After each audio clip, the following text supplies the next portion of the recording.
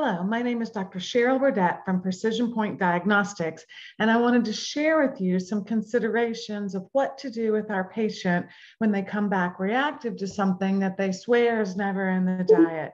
And so some of the major things that could be going on there, of course, they could sometimes have trace amounts of foods in other sources that they're not aware of.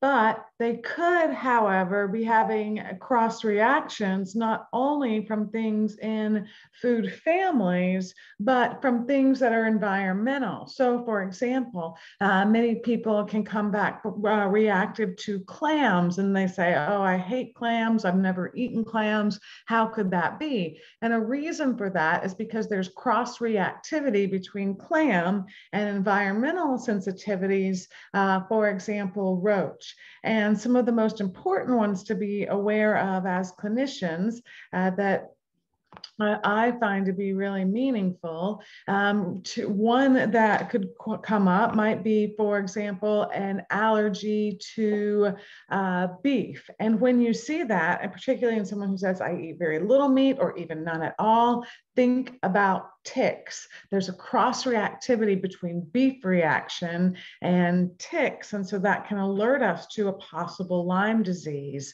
Otherwise, we can think about, for example, things like almonds and strawberries, cross-reactivity with birch pollen, or grass pollens having cross-reactivity with things like tomatoes or kiwi. And so when you see that somebody is reactive to something they don't eat very much of or are unaware of, that's a great time to look at our physician's guide and to look at these lists of cross-reactivity. So it's not just reactivity from food group to other things in that food group, but even between environmental allergies and things we eat.